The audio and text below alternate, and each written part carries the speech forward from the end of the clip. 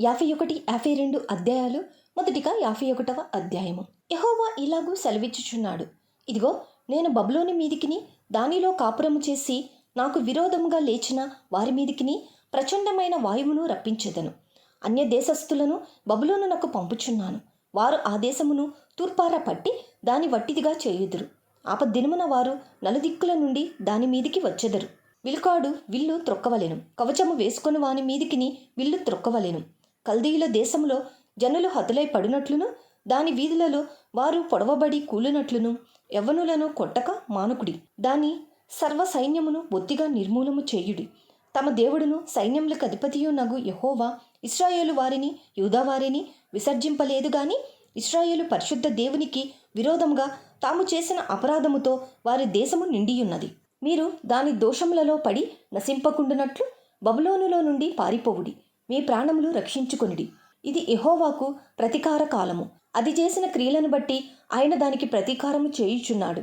బబులోను యెహోవా చేతిలో సర్వభూమికి మత్తు కలిగించు బంగారు పాత్రయై ఉండెను.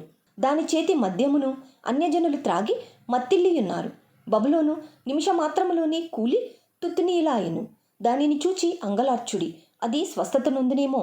దాని నొప్పి కొరకు గుగ్గిలము తీసుకొని రండి. మనము బబులోనును స్వస్థపరచగోరితిమి, అయితే అది స్వస్థత నొందలేదు. దాన్ని విడిచిపెట్టుడి. మన దేశములకు వెళ్ళుదము రండి. దాని శిక్ష ఆకాశమంత ఎత్తుగా సాగుచున్నది, అది మేఘములంత ఉన్నతముగా ఎక్కుచున్నది. యెహోవా మన న్యాయమును రుజువుపరచుచున్నాడు. రండి, సియోనులో మన దేవుడైన యెహోవా చేసిన పని మనము వివరించుదము. బాణములు చికిలి చేయుడి, కేడెములు పట్టుకునుడి. బబులోనును నశింపజేయుటకు యెహోవా ఆలోచించుచున్నాడు. మాదీయుల రాజుల మనస్సును దాని మీదికి రేపుచున్నాడు. అది యెహోవా చేయు ప్రతిదండన, తన మందిరమును గూర్చి ఆయన చేయు ప్రతిదండన. బబులోను ప్రాకారముల మీద పడుటకే ధ్వజము నిలవబెట్టుడి. కావలి బలము చేయుడి, కావలి వారిని పెట్టుడి, మాటులను సిద్ధపరచుడి. బబులోను నివాసులను గూర్చి తాను సెలవిచ్చిన దానిని బట్టి యెహోవా తీర్మానము చేసిన పని తాను జరిగింపబోవుచున్నాడు. విస్తార జలముల యొద్ద నివసించుదానా, నిధుల సమృద్ధి గలదానా, నీ అంతము వచ్చినది. అన్యాయ లాభము నీకిక దొరకదు. గొంగళి పురుగులంత విస్తారముగా మనుషులతో నేను నిన్ను నింపినను, శత్రువులు నీ మీద కేకలు వేయుదురు. నా జీవము తోడని సైన్యములకు అధిపతియగు యెహోవా ప్రమాణము చేయుచున్నాడు. ఆయన తన బలము చేత భూమిని సృష్టించెను, తన జ్ఞానము చేత ప్రపంచమును స్థాపించెను, తన ప్రజ్ఞ చేత ఆకాశమును విశాలపరిచెను.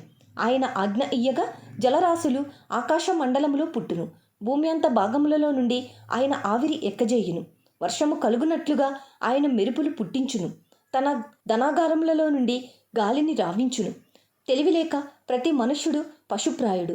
పోతపోయు ప్రతి వాడును తాను చేసిన విగ్రహమును బట్టి అవమానమొందును. అతడు పోతపోసినది మాయారూపము, దానిలో ప్రాణమేమియూ లేదు. అవి ఆశను చెడగొట్టు మాయాకార్యములు. విమర్శ కాలమున అవి నశించిపోవును. యాకోబునకు స్వాస్థ్యమగవాడు వాటి వంటివాడు కాడు. ఆయన సమస్తమును నిర్మించువాడు. ఇశ్రాయేలు ఆయనకు స్వాస్థ్యముగానున్న గోత్రము, సైన్యములకు అధిపతియగు యెహోవా అని ఆయనకు పేరు. నీవు నాకు గండ్రగొడ్డల వంటి వాడవు, యుద్ధయుధము వంటి వాడవు. నీ వలన నేను జనములను విరగగొట్టుచున్నాను. నీ వలన రాజ్యములను విరగగొట్టుచున్నాను. నీ వలన గుర్రములను రౌతులను విరగగొట్టుచున్నాను. నీ వలన రథములను వాటినెక్కిన వారిని విరగగొట్టుచున్నాను. నీ వలన స్త్రీలను పురుషులను విరగగొట్టుచున్నాను. నీ వలన ముసలివారిని బాలులను విరగగొట్టుచున్నాను. నీ వలన యవ్వనులను కన్యకలను విరగగొట్టుచున్నాను. నీ వలన గొర్రెల కాపరులను వారి గొర్రెల మందలను విరగగొట్టుచున్నాను. నీ వలన దున్నువారిని వారి దుక్కెటెద్దులను విరగగొట్టుచున్నాను. నీ వలన ఏలికలను అధిపతులను విరగగొట్టుచున్నాను. బబులోనును కల్దీయుల దేశ నివాసులను మీ కన్నుల ఎదుట సియోనులో చేసిన కీడంతటికి నేను వారికి ప్రతీకారము చేయుచున్నాను. ఇదే యెహోవా వాక్కు.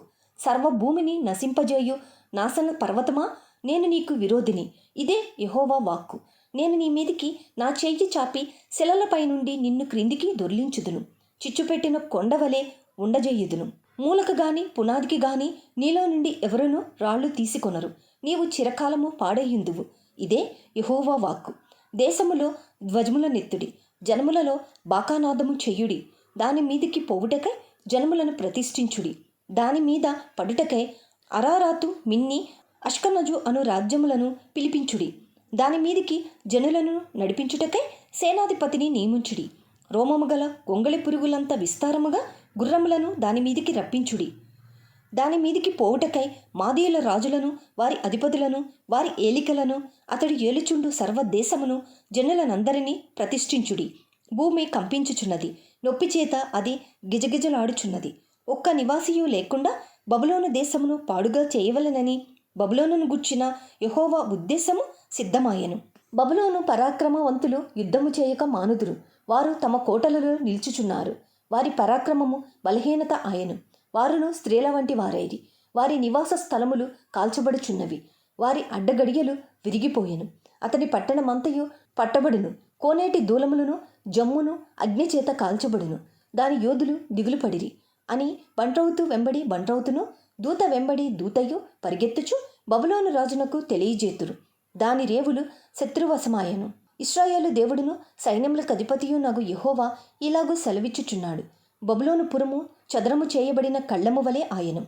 ఇంకా కొంతసేపటికి దానికి కోతకాలము వచ్చును. బబులోను రాజైన నెబుకద్నెజరు మమ్మను మృంగివేసెను, మమ్మును నుగ్గు చేసెను, మమ్మును వట్టి కుండవలే ఉంచియున్నాడు. భుజంగము మృంగినట్లు మమ్మును మృంగెను. మా శ్రేష్ఠ పదార్థములతో తన పొట్ట నింపుకొని మమ్మును పారవేసియున్నాడు. నాకును నా దేహమునకును చేయబడిన హింస బబులోను మీదికి ప్రతీకార రూపముగా దిగునుగాక అని సియోను నివాసి అనుకొనును. నా ఉసురు కల్దీయ దేశ నివాసులకు తగులునుగాక అని యెరూషలేము అనుకొనును. యెహోవా ఇలాగూ సెలవిచ్చుచున్నాడు. ఆలకించుము, నీ వ్యాజ్యమును నేను జరిగించుదును. నీ నిమిత్తము నేనే పగదీర్చుకొందును. దాని సముద్రమును నేనెండకట్టుదును. దాని ఊటను ఇంకిపోచేయుదును. బబులోను నిర్జనమై కసువు దిబ్బలుగా ఉండును. నక్కలకు నివాస స్థలమగును. అది పాడే ఎగతాళికి కారణముగా ఉండును. వారు కూడి సింహముల వలె బొబ్బరింతురు. సింహముల పిల్లల వలె గుర్రు పెట్టెదురు. వారు సంతోషించి మేలుకొనక చిరకాల నిద్ర నొందునట్లు వారు దప్పిగొనగా వారికి మద్యమునిచ్చి వారిని మత్తిల్లజేసెదను. ఇదే యెహోవా వాక్కు. గొర్రెపిల్లలు వదకుపోవునట్లును, మేకపోతులను పొటేళ్లను వదకుపోవునట్లును వారిని వదకు రప్పించెదను. శేషకు పట్టబడెను. జగత్ ప్రసిద్ధమైన పట్టణము పట్టబడెను. బబులోను జనములకు విస్మయాస్పదమాయెను. సముద్రము బబులోను మీదికి వచ్చెను. ఆమె దాని తరంగముల ధ్వనితో నిండుకొనెను. దాని పట్టణములు పాడుగాను, ఎండిన భూమిగాను, అరణ్యముగాను, నిర్మానుష్యమైన భూమిగాను ఉండెను. ఏ నరుడును దాని మీదుగా ప్రయాణము చెయ్యడు. బబులోనులోని బేలును శిక్షించుచున్నాను. వాడు బ్రింగిన దానిని వాని నోట నుండి కక్కించుచున్నాను. ఇక మీదట జనములు వాని యొద్దకు సమూహములుగా కూడి రావు.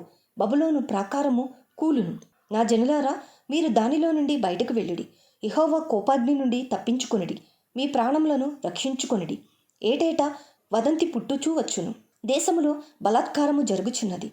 ఏలిక మీద ఏలిక లేచుచున్నాడు. దేశములో వినబడు వదంతికి భయపడుకుడి.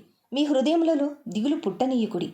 రాబోవు దినములలో నేను బబులోను యొక్క చెక్కిన విగ్రహములను శిక్షింతును. దాని దేశమంతయు అవమానము నొందును. జనులు హతులే దాని మధ్యను కూలెదరు. దానిని పాడు చేయువారు ఉత్తర దిక్కు నుండి దాని యొద్దకు వచ్చుచున్నారని ఆకాశమును భూమియు వాటిలోని సమస్తమును బబులోను గతిని గుర్చి సంతోషించును. ఇదే యెహోవా వాక్కు. బబులోను ఇశ్రాయేలులో హతులైన వారిని కూలజేసినట్లు సర్వభూమిలో బబులోను నిమిత్తము హతులైన వారు కూలుదురు. ఖడ్గమును తప్పించుకొనిన వారలారా, ఆలస్యము చేయక వెళ్ళుడి. దూరము నుండి మీరు యెహోవాను జ్ఞాపకము చేసుకొనుడి. యెరూషలేము మీ జ్ఞాపకమునకు రానియుడి. మేము దూషణ వాక్యం విని సిగ్గుపడి ఉన్నాము. అన్యులు యెహోవా మందిరపు పరిశుద్ధ స్థలములలోనికి వచ్చియున్నారు. మా ముఖములు తెల్లబోవుచున్నవి. ఇదే యెహోవా వాక్కు. రాబోవు దినములలో నేను బబులోను యొక్క విగ్రహములను శిక్షింతును. ఆమె దేశమన్నంతటను గాయపరచబడిన వారు మూల్గుదురు. బబులోను తన బలమైన ఉన్నత స్థలములను దుర్గములుగా చేసుకొని ఆకాశమునకు ఎక్కినను పాడు చేయువారు నా యొద్ద నుండి వచ్చి దాని మీద పడుదురు. ఇదే యెహోవా వాక్కు. ఆలకించుడి. బబులోనులో నుండి రోదన ధ్వని వినబడుచున్నది. కల్దీల దేశములో మహానాశనధ్వని వినబడుచున్నది. యెహోవా బబులోనును పాడు చేయుచున్నాడు. దాని మహాఘోషను అణిచివేయుచున్నాడు. వారి తరంగములు ప్రవాహ జలముల వలె ఘోషించుచున్నవి. వారి ఆర్భాటము వినబడుచున్నది. బబులోను మీదికి పాడు చేయువాడు వచ్చుచున్నాడు. దాని బలాఢ్యులు పట్టబడి ఉన్నారు. వారి విండ్లు విరిగిపోయినవి. యెహోవా ప్రతీకారము చేయు దేవుడు గనుక నిశ్చయముగా ఆయన క్రియకు ప్రతిక్రియ చెయ్యను. దాని అధిపతులను, జ్ఞానులను, అధికారులను, సంస్థానాధిపతులను, బలాఢ్యులను మత్తిల్లజేసేదను. వారి చిరకాల నిద్రనంది మేలుకొనకపోదురు. ఇదే రాజువాక్కు. సైన్యములకు అధిపతియగు యెహోవా అని ఆయనకు పేరు. సైన్యములకు అధిపతియగు యెహోవా ఈ మాట సెలవిచ్చుచున్నాడు. విశాలమైన బబులోను ప్రాకారములు బొత్తిగా పడగొట్టబడును. దాని ఉన్నతమైన గుమ్మములు అగ్నిచేత కాల్చివేయబడును. జనములు వృధాగా ప్రయాసపడుచున్నారు. అగ్నిలో పడుటకై ప్రయాసపడుచున్నారు. ప్రజలు చూచి అలయుచున్నారు. సిద్కియా ఏలుబడి యందు 4వ సంవత్సరమున సెరాయా దండు భోజన సామాగ్రికి అధికారి అయి ఉండి సిద్కియాతో కూడా బబులోనునకు వెళ్ళినప్పుడు నేరియా కుమారుడును మహసేయా మనముడునైన ఆ సెరాయాకు ఇర్మియా ఆజ్ఞాపించిన మాట.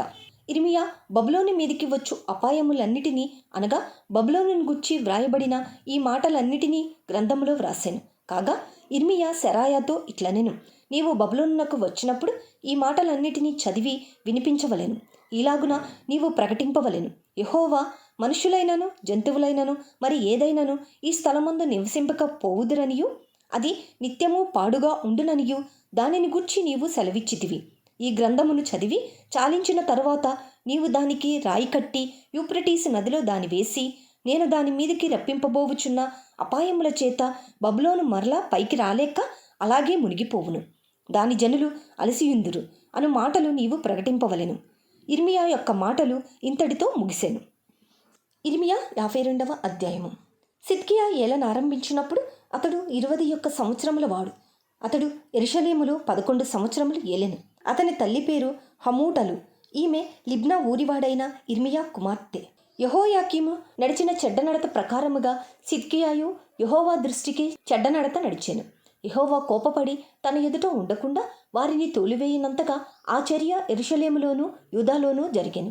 సిద్కియా బబులోను రాజు మీద తిరుగుబాటు చేయగా అతని ఏలుబడి యందు 9వ సంవత్సరము 10వ నెల 10వ దినమున బబులోను రాజైన నెబుకద్నెజరు తన సైన్యం అంతటితో యెరూషలేము మీదకి వచ్చి దానికి ఎదురుగా దండు దిగినప్పుడు పట్టణమునకు చుట్టూ కోటలు కట్టిరి. అలాగు జరగగా సిద్కియా ఏలుబడి యందు 11వ సంవత్సరము వరకు పట్టణము ముట్టడిలో ఉంచబడెను. 4వ నెల 9వ దినమున క్షామము పట్టణములో హెచ్చుగానున్నప్పుడు దేశ ప్రజలకు ఆహారము లేకపోయెను. పట్టణ ప్రాకారములు పడగొట్టబడగా సైనికులందరూ పారిపోయి రాజు తోటకు దాపైన 2 గోడల మధ్యనున్న ద్వారపు మార్గమున రాత్రి యందు పట్టణములో నుండి బయలువెళ్ళిరి. కల్దీలు పట్టణమును చుట్టుకొని ఉండగా సైనికులు యోర్దాను నది మార్గముగా తరలిపోయిరి. కల్దీల దండు సిద్కియా రాజును తరిమి ఎరుకో మైదానములో అతని కలుసుకొనగా అతని దండంతయు అతని యొద్ద నుండి చెదిరిపోయెను. వారు రాజును పట్టుకొని హమాతు దేశమునందలి రిబ్లా పట్టణముననున్న బబులోను రాజునొద్దకు అతని తీసుకొని పోగా అతడు అచ్చటిని సిద్కియా రాజునకు శిక్ష విధించాను. బబులోను రాజు సిద్కియా కుమారులను అతని కన్నుల ఎదుట చంపించాను. మరియు అతడు రిబ్లాలో యూదా అధిపతులనందరినీ చంపించాను. బబులోను రాజు సిద్కియా కన్నులు ఊడదెగించి 2 సంకెళ్లతో అతని బంధించి బబులోనునకు అతన్ని తీసుకొని పోయి మరణమగు వరకు చెరసాలలో అతని పెట్టించాను. 5వ నెల 10వ దినమున అనగా బబులోను రాజైన నెబుకద్నెజరు ఏలుబడి యందు 19వ సంవత్సరమున బబులోను రాజు ఎదుట నిలుచు నెబూజరదానును రాజదేహ సంరక్షకులకు అధిపతి యెరూషలేమునకు వచ్చెను. అతడు యెహోవా మందిరమును రాజనగరును యెరూషలేములోని గొప్పవారి ఇండ్లనన్నిటినీ కాల్చివేసెను. మరియు రాజదేహ సంరక్షకుల అధిపతితో కూడా ఉండిన కల్దీల సేనా సంబంధులందరూ యెరూషలేము చుట్టూనున్న ప్రాకారములన్నిటినీ పడగొట్టిరి. మరియు రాజదేహ సంరక్షకుల అధిపతి అయిన నెబూజరదాను ప్రజలలో కడుబీదలైన కొందరిని, పట్టణంలో శేషించిన కొదువ ప్రజలను, బబులోను రాజు పక్షము చేరిన వారిని, గట్టి పనివారిలో శేషించిన వారిని చెరగొని పోయెను. అయితే రాజదేహ సంరక్షకుల అధిపతి అయిన నెబూజరదాను ద్రాక్ష వనములను చక్కపరచుటకును సేద్యము చేయుటకును కడుబీదలలో కొందరిని ఉండనిచ్చెను. మరియు యెహోవా మందిరములో నుండిన ఇత్తడి సముద్రమును కల్దీలు తునకలుగా కొట్టి ఆ ఇత్తడి అంతయు బబులోనునకు కొనిపోయిరి. అదియుగాక వారు బిందెలను, కుండలను, కత్తెరలను, గిన్నెలను, గరిటెలను, యాజకులు సేవ చేయు ఇత్తడి ఉపకరణములన్నిటినీ కొనిపోయిరి. మరియు పళ్ళెములను, ధూపార్తులను, గిన్నెలను, పాత్రలను, బంగారు వాటిని బంగారునకును, వెండి వాటిని వెండికిని చేర్చుకొని రాజదేహ సంరక్షకుల అధిపతి కొనిపోయాను. రాజైన సొలొమోను యెహోవా మందిరమునకు చేయించిన 2 స్తంభములను, సముద్రమును, మట్ల క్రింద నుండిన 12 ఇత్తడి వృషభములను కొనిపోయెను. వీటికన్నిటికున్న ఇత్తడి ఎత్తు వేయుటకు అసాధ్యము. వాటిలో ఒక్కొక్క స్తంభము 18 మూరల ఎత్తుగలది. 12 మూరల నూలు దాని చుట్టూ తిరుగును. దాని దళసరి 4 వ్రేళ్ళు, అది గుల్లది. దాని మీద ఇత్తడి పైపీట ఉండెను. ఒక్క పైపీట 5 మూరల ఎత్తుగలది. పైపీటకు చుట్టూ అల్లిన వల అల్లికయు దానిమ్మ పండ్లును ఉండెను. అవి అన్నీయు ఇత్తడివి. ఈ స్తంభమునకును ఆ స్తంభమునకును అలాగుననే దానిమ్మ పండ్లుండెను. ప్రక్కల యందు 96 దానిమ్మ పండ్లుండెను. చుట్టూ ఉండిన వల అల్లిక మీద దానిమ్మ పండ్లన్నీయు 100. మరియు రాజదేహ సంరక్షకుల అధిపతి ప్రధాన యాజకుడైన సెరాయాను, 2వ యాజకుడైన జఫన్యాను, 3 ద్వారపాలకులను పట్టుకొనెను. అతడు పట్టణంలో నుండి యోధుల మీద నియమింపబడిన ఒక ఉద్యోగస్తుని, పట్టణంలో దొరికిన రాజసన్నిధిలో నిలుచు 7 మనుషులను, దేశ సైన్యాధిపతి యొగవాని యొక్క లేఖరిని, పట్టణపు మధ్యను దొరికిన 60 మంది దేశ ప్రజలను పట్టుకొనెను. రాజదేహ సంరక్షకుల అధిపతి అయిన నెబూజరదాను వీరిని పట్టుకొని రిబ్లాలో నుండిన బబులోను రాజు నొద్దకు తీసుకొని వచ్చాను. బబులోను రాజు హమాతు దేశమందలి రిబ్లాలో వారిని కొట్టించి చంపించి యూదా వారిని తమ దేశంలో నుండి చెరగొని పోయెను. నెబుకద్నెజరు తన ఏలుబడి యందు 7వ సంవత్సరమున 3023 యూదులను చెరగొని పోయెను. నెబుకద్నెజరు ఏలుబడి యందు 18వ సంవత్సరమున అతడు యెరూషలేము నుండి 832 చెరగొని పోయెను. నెబుకద్నెజరు ఏలుబడి యందు 23వ సంవత్సరమున రాజదేహ సంరక్షకుల అధిపతియగు నెబూజరదాను యూదులలో 745 మనుషులను చెరగొని పోయెను. ఆ మనుషుల వెరసి 4600. యూదా రాజైన యెహోయాకీను చెరపట్టబడిన 37వ సంవత్సరమున 12వ నెల 25వ దినమున బబులోను రాజైన ఎవీల్మెరోదకు తన ఏలుబడి యందు మొదటి సంవత్సరమున యూదా రాజైన యెహోయాకీనునకు దయచూపి బందీ గృహములో నుండి అతని తెప్పించి అతనితో దయగా మాటలాడి అతనితో కూడా బబులోనులో నుండు రాజుల సింహాసనము కంటే ఎత్తైన సింహాసనము అతనికి నియమించెను. మరియు అతడు తన బందీ గృహ వస్త్రములు తీసివేసి వేరే వస్త్రములు ధరించుకొని తన జీవితకాలం అంతయు ఎవీల్మెరోదకు సన్నిధిని భోజనము చేయుచూ వచ్చెను. మరియు అతడు చనిపోవు వరకు అతడు బ్రతికిన దినములన్నీయో అనుదినము అతని పోషణకై బబులోను రాజు చేత భోజన పదార్థములు ఇయ్యబడుచుండెను.